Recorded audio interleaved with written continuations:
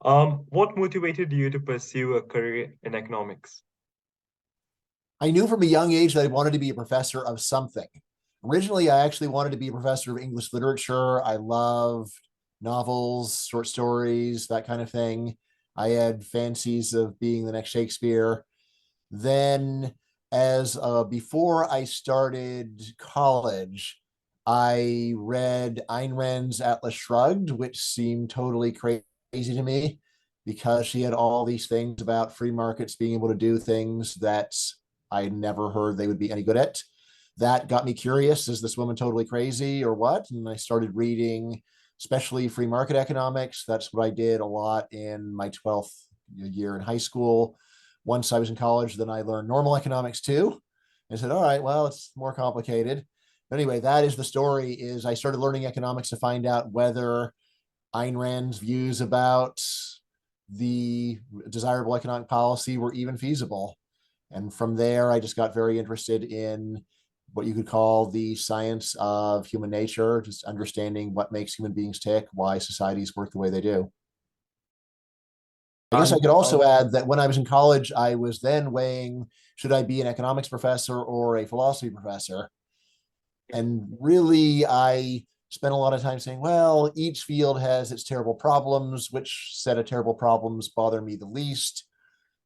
Finally, I said, well, if I do, really, I think my idea was I would rather do big questions and which, but neither field will let me do big questions, and I'd rather do small questions in econ than small questions in philosophy. As it turned out, I actually was able to manage my career so I could do really big questions in economics, and everything worked out great. And of course, economists make a lot more money and have much better job prospects. So that's how it happened. brilliant. And as someone who, you know, consistently challenges many conventional ideas through your books and blogs, Mhm. why do you think it is important to evade dogma and to think critically and differently? Hmm. I mean, the value of evading dogma is almost by definition, right? If it's dogma is normally there's a strong connotation of it being wrong, but at minimum it's poorly thought out.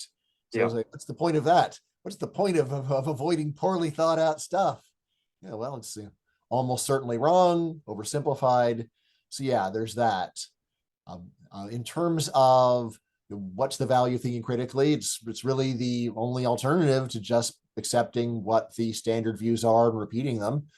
Doesn't mean that it works that well. Of course, most people think for themselves, end up with a bunch of nonsense too.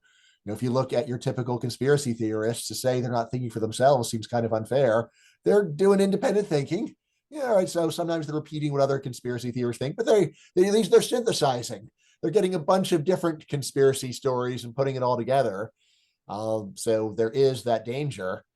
Um, I would say that a big part of critical thinking is also just being honest. What can I even really know myself? To calm down and say, all right, yeah, everyone wants to have some grand theory of the universe, but this is really all based upon the trustworthiness of these sources. How do you even know they're trustworthy? I mean, a lot of what I would advise people to do and what I try to teach my students is, well, just start with something you can see with your own eyes. Like when I wrote my book on education, whenever I talk about education, I say, look, before we go into any academic evidence, let me remind you, you all have a decade plus of firsthand experience with this industry. So if someone tells you something that doesn't fit your experience at all, think twice about that. Think three times. Why do you think these dogmas exist in the first place? Hmm. Yeah. What I would say is that most of the dogmas that people care about, they're really substitute religions. This all sort of goes back to the question of why do we have religion? Right? There's a let's see, I think he has a psychologist named Pascal Boyer, and his story is, well, there's quite a bit to it. So he actually does experimental religion where he makes up new religious stories and just measures their memorability and their appeal, that kind of thing. I think a lot of what we can say about religion is it is historically of some use in fusing people together into a group. And you say, well, yeah, but why does that have to be so silly?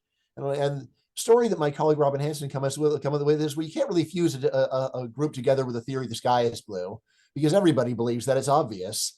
It's much better for showing loyalty to get people to say something that's crazy, because then you are subordinating your own intellect to the group and saying, yes, it might appear that the sky is blue, but it's actually purple. And everyone goes, yes, it's purple. It's absolutely purple.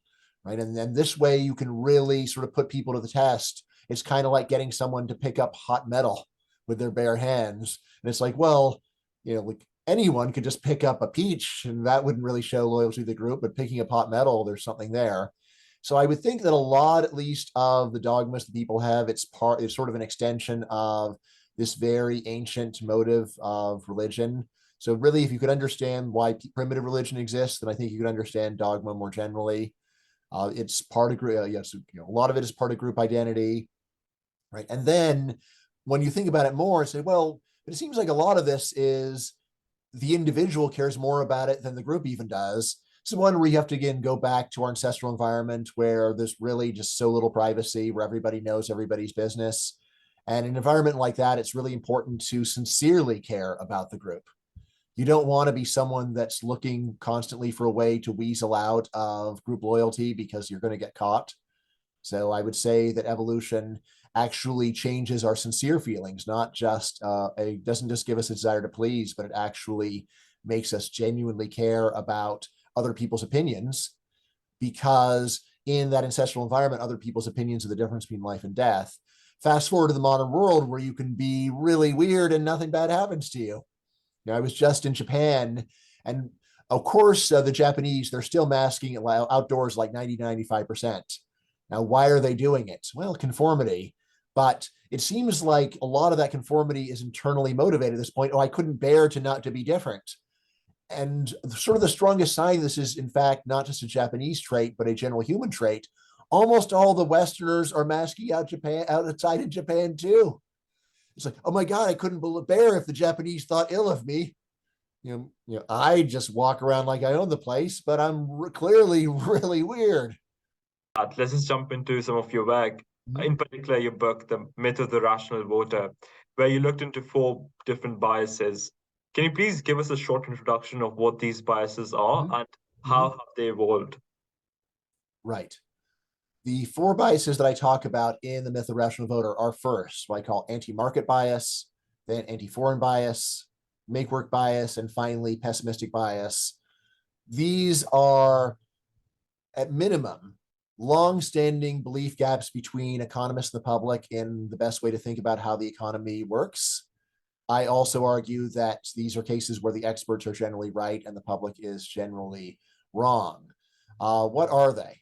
So anti-market bias, I say it is a general human tendency to underestimate the social benefits of markets. This does not mean, of course, that the typical economist is a free market radical. Far from it. That's totally false. But still, compared to a normal human being, even a left-wing economist generally has more favorable views about markets. You can look at, say, Paul Krugman and look at what he says about labor markets or international trade, and compare it to, say, my dad, who's a very conservative Republican, and yet by a lot of measures, Krugman is more pro-market than my dad is. Like Krugman is much more willing to say, yes, well, like when markets go and destroy jobs, it's actually a good thing because it's a way of saving valuable labor, and markets are good at figuring out new things for people to do. Or for international trade, saying this is how we actually wind up getting the biggest bang for our buck by division of labor. Whereas my dad would just have a much more negative view of these things. All right, so that's anti-market bias. Anti-foreign bias says that people are especially pessimistic about any kind of economic interaction with foreigners. Make-work bias says that people tend to judge economic performance based upon employment rather than production. So when they see that people are losing jobs, say, that's bad, even though if we had saved all jobs for the last 200 years, almost no progress could have happened. We'd still mostly be farmers. And then pessimistic bias, this is a tendency to underestimate the past, present, and future of the economy. Again, does not mean that optimism is always justified. In the middle of COVID, there I was actually telling people, look, we are in fact too optimistic right now. The economy is doing terribly despite official statistics because so many products are unavailable. If we were properly measuring what's really happening, we would say that we've had a 30% fall in our living standards in just a matter of a month or two, the worst crash in recorded history. So that's where I was saying official data is actually misleadingly optimistic, but that's not the norm. Where do these biases come from? Yeah, good question. I mean, so there's an economist, Paul Rubin, who wrote a piece where he tried to give an evolutionary story for all of them.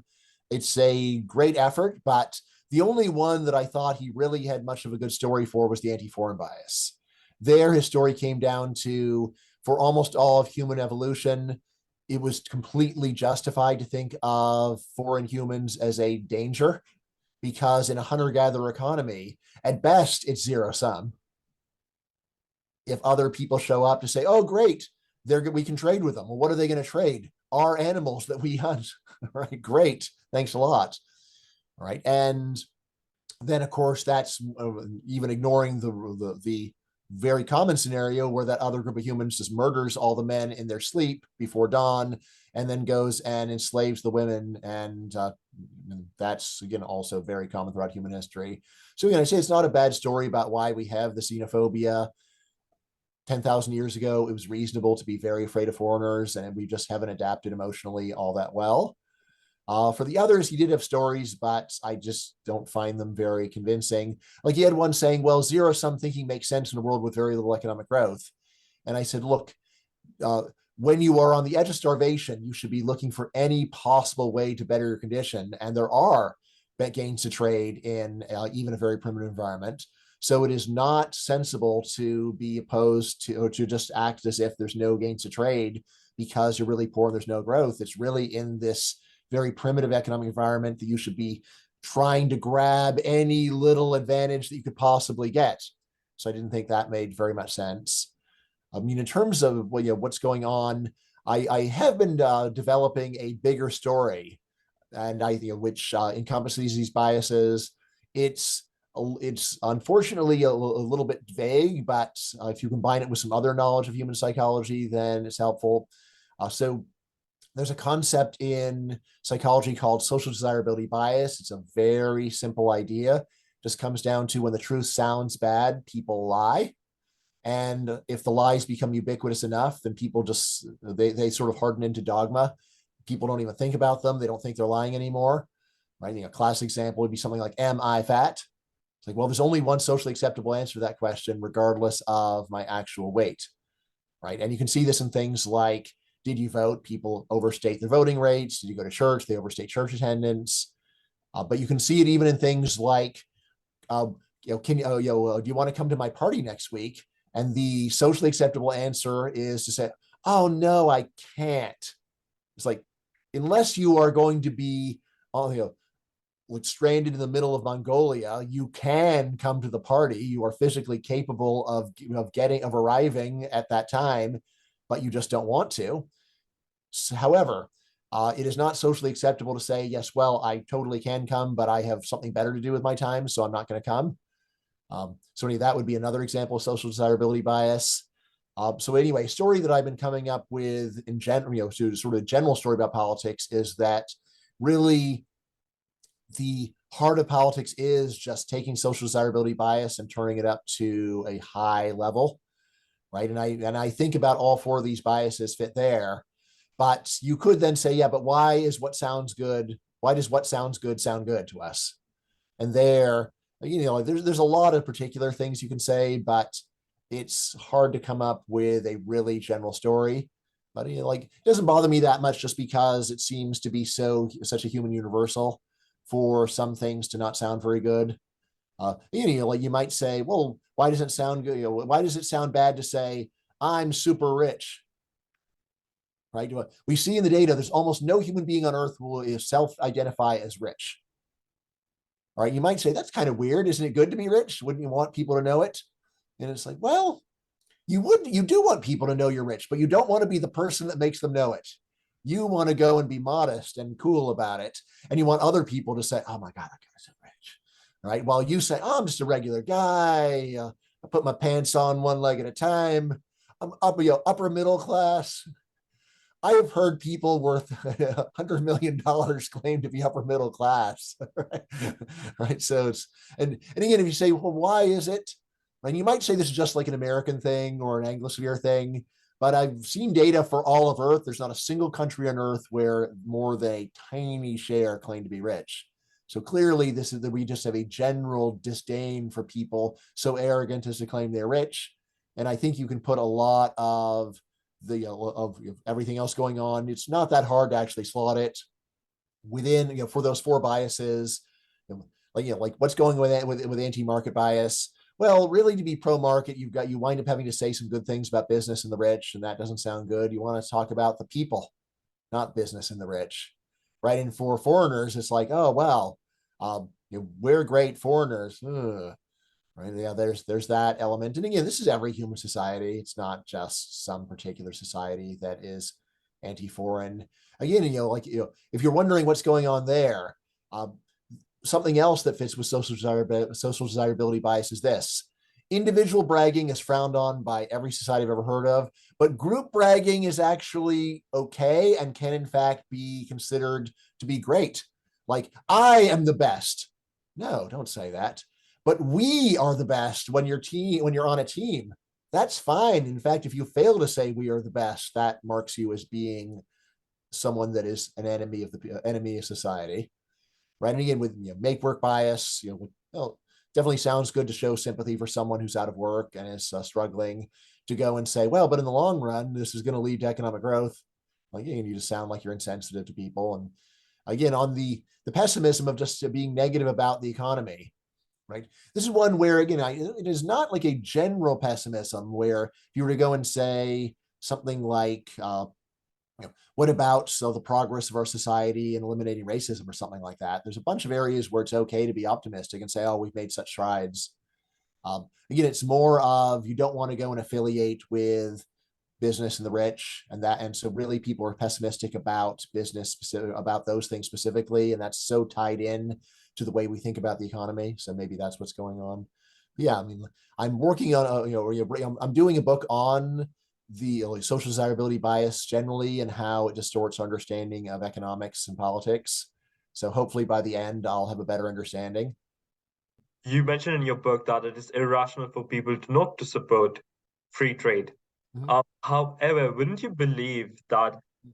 believing in protectionism be the rational choice for a 50-year-old who will be made unemployable by foreign competition in a small industry someplace? So for that person in particular, wouldn't that be the rational choice? Right. Well, there's you have to draw a distinction between two things. One is understanding what free trade actually does, all the positives and all the negatives, and the other one is whether you're personally in favor of free trade. If you can make it even more extreme and say, well, what if your whole business depends upon protectionism? Right. Well, then would it not be totally rational to favor protectionism? And say, well, look, it's in your rational self-interest to favor protectionism. That does not mean that it makes sense for you to deny comparative advantage or deny the upside just to say, yeah, well, I don't get much of the upside. Right. So that's where in the book, I tried to focus on descriptive views about what economic policies actually accomplish or what economic forces are actually doing, which is then distinct from whether the net is beneficial for you or not. Now, I go on in the book to say that there's a lot of evidence in political science that people's political views have very little to do with their objective self-interest. Rather, people are generally forming their views based upon what they consider best for society. So in that case, what I'll say is that if your goal is to support policies that are best for society and you also are protectionist, that's where I would say that you are irrational. But again, irrational because you have predictably false views about what the effects of these policies are, and they are then inconsistent with your goals. In terms of the person whose business would be destroyed by free trade, what I would say is, well, look, they can have irrational beliefs about the effects of protectionism, like if they just deny all of the good things about free trade. It could still be that they end up supporting the same policies they would if they were rational and self-interested. Sense. And recently in an FT article, it was noted that millennial voters, both in America and the UK, are not growing more conservative, or in particular, are not voting more conservative as they age. Mm-hmm. Do you think about this in the context of your theory of the rational voter? Well, it wouldn't be a very good claim for me to say that I've predicted this, because this is not true for all the other generations.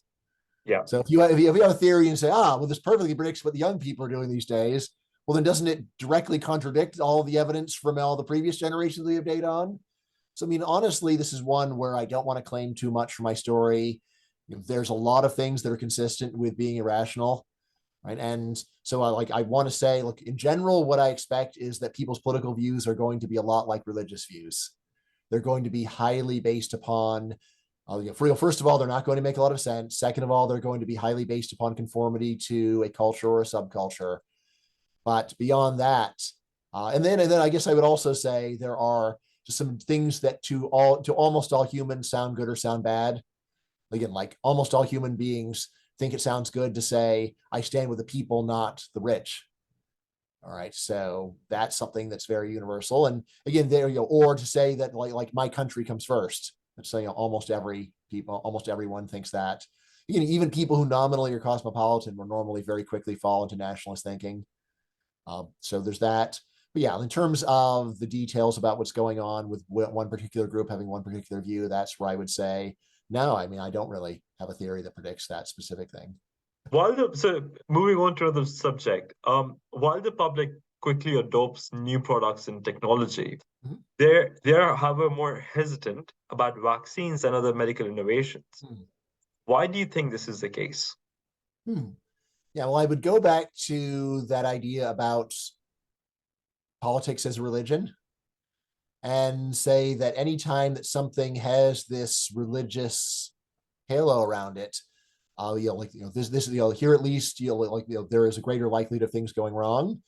In the case of, so I mean, I would say, in general, people have now, people have not had that big of a problem with vaccines. So, there has been a weird revival of being afraid of vaccines in the last few decades. There was a period where they were just super widely accepted, and what was going on? Well, they were not politicized.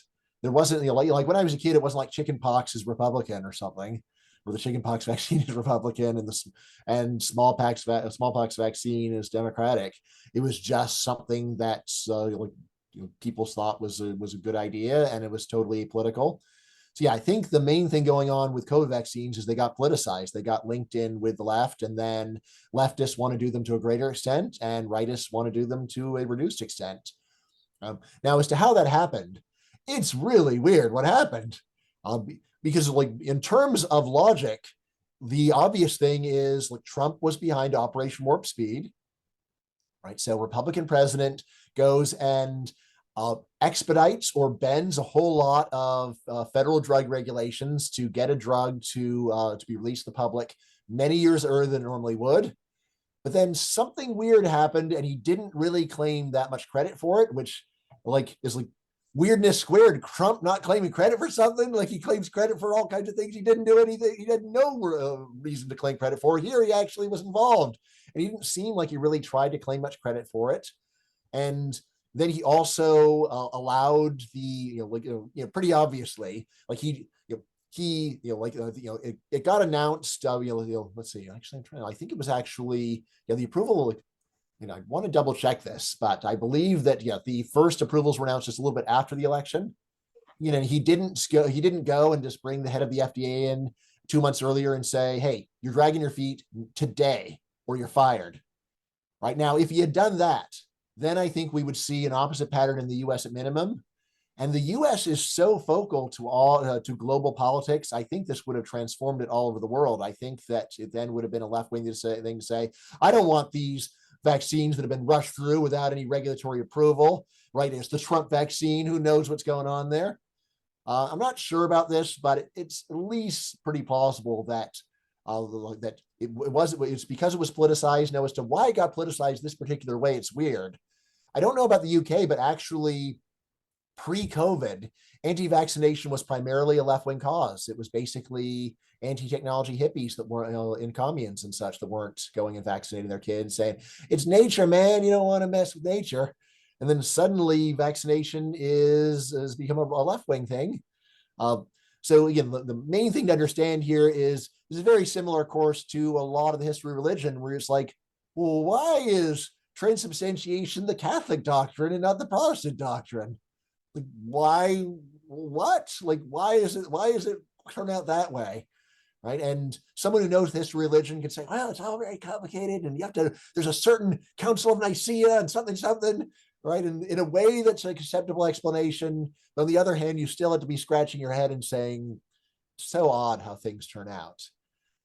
Now, as to why it is that people are actually really risking their lives over this nonsense, the big claim that I have in the book is that when the stakes are high, people actually generally are more reasonable. Here, my honest answer is that while vaccines have saved a lot of lives, the actual expected value of the difference is in fact fairly small for most people. Vaccination rates are in fact high among the elderly. I know the US, right? Regardless of politics, remember the elderly in the US tend to be more Republican. They have really high vaccination rates for the first 2 shots anyway. So it does. I will at least claim that vindication that for the people that had a really high risk of death, they really did in fact have high vaccination rates.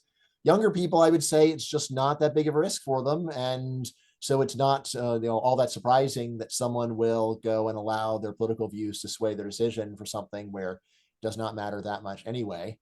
And in fact, I would actually go a bit further and say that for really young people, it does seem like in hindsight that the side effects are, at least for boosters, are higher than the gain. So, I mean, ultimately, this is one where it's, the level of complexity is actually beyond what almost anyone wants to imagine. Because if you go and say, well, it's not really a good idea for 20-year-olds to get boosters, so people, oh my God, you're an evil Trumpian vaccine denialist, and it's like, but this is a sub question here. And you can't just use the general story, vaccines good, to resolve whether it makes sense for 20-year-olds to get a 3rd shot. So just calm down and let's go and unbundle these questions and think about them separately in a reasonable manner. Which again, of course, if the person likes you, they'll say, oh yeah, terribly sorry. And if they don't like you, then it's back to the the cross. You've mentioned a few times how politics is quite synonymous with religion in the olden days. I do want to. So, what do you think about the fact that as religion is losing its popularity in most parts of the world, do you think politics is perhaps taking the place of religion in people's daily lives? And secondly, has the role between politics and religion, the relationship between them, has it been constant across history? All right. So the second question is harder. The first one, I claim no originality here. Almost any historian of the last 250 years will say, yeah, politics became the new religion. Starting with the French Revolution at the latest is when, for a significant part of the population, politics became a substitute religion. Right. And if so in the French Revolution, of course, the radicals are atheists or definitely anti-clerical, but actually a lot of atheism too. Right. And then and do they then say, well, let's just calm down and be reasonable? It's like, no, let's have a giant political fanaticism. Let's have the cult of man. Or I'll do that with a French, let us have the cult of man. And off with their heads, anyone who denies this great, the truth that we have discovered. What truth is that exactly? Man. All right, so this has been going on for a long time. The big one of the 20th century was, of course, Marxism, Leninism. But it is true that religion held on for a long time in a lot of parts of the world. And in the Western world now, religion is just crashed and burned. It barely has any say. It's the religion that is trying to cozy up to politics, not the other way around. This is where you'll have professional clergymen going and trying to explain why, contrary to 2,000 years of Christian teaching, it's actually pro-LGBT. It's like, have you read this book? Oh, what about the death penalty for this stuff? Parts. There's very explicit stuff in the Christian Bible and the Jewish Bible about this, and there's no way you can reconcile this with modern sensibilities, and yet there's a whole bunch of clergymen that are desperately trying. So yeah, politics definitely has the upper hand now in the West. In the Muslim world, it's different. Where there, it is Islamism, which is it's there with religion. I think is in fact stronger than it was 100 years ago in the Muslim world. Leon Trotsky had, and one of his most absurd predictions, he claimed that the whole Muslim religion would just vanish like like it was yet a metaphor, something like paper before the wind or something like that. Once Marxism Leninism shows up, yeah, I mean, you had a lot of errors, but that was one of the most laughable things that he said in hindsight. Um, so yeah, we've got like a big fall in the power of religion relative to politics all over. Yeah, and in terms of daily lives, I would say that for most purposes, politics has taken over. There's one difference, which is we don't really have any analogy to attending religious services for politics. What about political rallies? Well, here's the thing: is hardly anyone goes to those. It's such a small share of the population. In terms of like a weekly social group that you go to talk about politics, and you then get to know these people on a personal level, this is actually super rare, and so this is not happened in politics anywhere that I know of. You may say, "Well, I have some friends who have a group." Yeah, but that's so rare. Even today, there are way more people going to weekly religious services than weekly political gatherings. Uh, and in that sense, you may say this is the like particularly tragic because the one really good part of religion is giving people a group of friends to hang out with and letting people bond. I would say that all of the evidence about religion having good effects comes from this social component of it. And so if you preserve everything about religion except going to a weekly meeting and hanging out with some people and having something in common with them, then you've got all the bad parts of religion without the redeeming thing of giving people a group to be part of. So yeah. Now your other question was, let's see, I tabled it, but what was the other question? Was the harder one?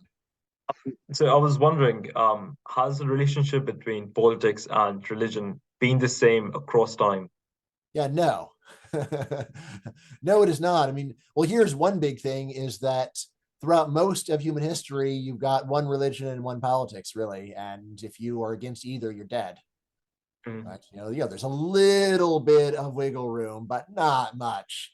Like you can be, like in medieval England, you can say, well, we should move just a little bit more pro France, a little bit anti France, and you don't get your head chopped off. But you sound like you probably had a good education in the history of England and just read about all the ministers who fell out on the wrong side of the king and lost their heads. It's like, can't they just tell them to retire? No, they have to die. Right? This is normal. And of course, normally, historically, you have a complete fusion of religion and politics. There are some interesting variations, like in the Catholic world, normally the church has greater independence relative to the temporal power. In the Eastern Orthodox world, the church was traditionally totally subordinated to the temporal power. And then, really, what Protestantism wound up doing was to give the secular leaders the upper hand over religion.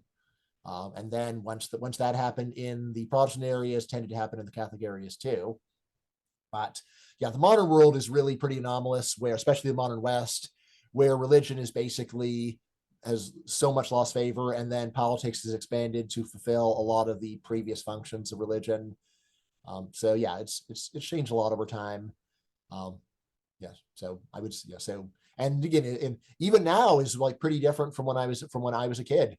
So when I was a kid, you would still see politicians pandering to religion and really trying to go and get their favor because they still had a sense that there's a lot of people care about religion. Now you really do see a lot more pandering the other way of churches trying to tell politicians and politically minded people, oh, this is an inclusive church. I didn't see any of that when I was a kid. There was politicians saying, well, we need to make sure we don't offend the Methodists. And like, what would offend them? Well, let's find out. Now it's the Methodists are worried about offending the LGBT community. It's like, wow, that's weird. Not how things were when I was a kid.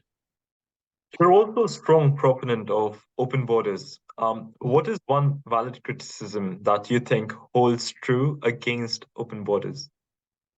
There are endless valid criticisms, honestly. Anytime someone says, well, this person got murdered by an immigrant, if there's no immigration, that person would have been murdered. Like, yeah, that's true. Right now, in terms of the big ones that are correct, that's that is where I am much less sympathetic. I mean, the main thing that I do say is that the gains of open immigration are so vast that all the complaints really do look like rounding errors and what I call morbid thinking, the opposite of wishful thinking, where you just let your fantasy run away with you and say, wow, things could get really bad. I can imagine it. It's like, yeah, well, human imagination's infinite. I can imagine it being terrible too. In terms of the main criticisms that you actually get, so there is, of course, the fiscal burden of immigration. Well, actually, let me back up. There is the one of immigrants are going to take our jobs, and that's going to be terrible. This is the one where basic economics is so strongly against it. Not to say that no one ever loses their job to an immigrant, of course they do, but to say this is a reasonable way to set economic policy. It is as ridiculous as saying, gee, tractors are going to go and disemploy farmers. Let's stop tractors. Or ChatGPT is going to go and disemploy people who do telework. So let's not do that, right? Number one principle of economics. Yeah, actually, if your listeners ignore everything else I say, listen up. Here's the most important fundamental lesson of economics. The secret of mass consumption is mass production. The secret of mass consumption is mass production. Whenever we are thinking about any economic change, we should be asking ourselves, what is it that's going to give us highest production? And that is then going to resolve everything else. You might say, what about distribution? Here's what we know from all of human history, all of economic history. Any large increase in production is widely shared. Right? There is no such thing as a large increase in production that only benefits a small fraction of the population. The Industrial Revolution did not just benefit factory owners. The internet did not just benefit computer programmers. Vaccines did not just benefit pharmaceutical companies. Anytime there's a large increase in production, the benefits are always widely shared, which means that you really should just not focus on distribution and focus on production. Right? So that is general view about all complaints about immigrants or taking jobs or something like that, is that this is the mindset that would have left us at the level of the caveman. We should be focusing on figuring out ways to get the production of humanity up as high as possible, because this is what human well-being depends upon. And yes, are there losers? Of course there are losers. There are losers for all progress. And we need to steel ourselves and not think about that much. All right, so anyway, that's my general story about why that kind of complaint about immigration is not relevant. Again, not that these specific complaints are wrong, but just that they are so misguided and such a wrong priority. Now, in terms of the other ones that people talk about, so fiscal effects of immigration, this is one where it's really complicated math. People form strong views based upon philosophy without any math. You shouldn't do that. You should look at math to form opinions about math. I have looked at the math for the US in terms of what is the net fiscal effect of immigration. The most boring standard estimates say that current immigration is a net fiscal positive for the US, but that there are some groups that are net negatives, especially the high school dropouts look like they're net negatives even if they come at the optimal age. But this is one where, first of all, the negative is not hugely negative. We don't go and stop the birth of people who are net fiscal negatives, and we can predict those people too. So this is a strange thing to say. But anyway, more importantly, it's really easy to change those numbers just by changing the eligibility of immigrants for benefits and that kind of thing. Right then, there's cultural harm. This is super vague, but by the kinds of culture that we can measure, I say that first of all, immigrants are not so different, and second of all, assimilation is high. And then finally, there are worries about the political effects of immigration. These are ones where, again, people will point to things that are very minor compared to the benefits and act like it decides the issue. I've had a lot of people say, like, without immigration, there wouldn't have been Brexit. It's like, all right, well, is Brexit so bad that it would have been better to go and keep millions of people trapped in poverty? I don't see why. Or when people have said, look, well, it's because of immigration that we have Trump. And my reaction is, yeah, well, the main bad thing about Trump is that he's anti-immigration. So to go and have adopted those policies in advance in order to go and prevent his election would seem to be a very foolish path in my view. So yes, now you might say, well, can you be absolutely sure that immigration won't go and fundamentally change the politics of the country and lead to its total destruction? And that's where I'll say, well, I can't be absolutely sure, but seems super paranoid and unlikely. Where are the examples in human history where this has occurred? I do know of a few cases, but they are so extreme in other measures that, yeah, I'm not worried about this happening in any of the countries that currently receive a lot of immigrants.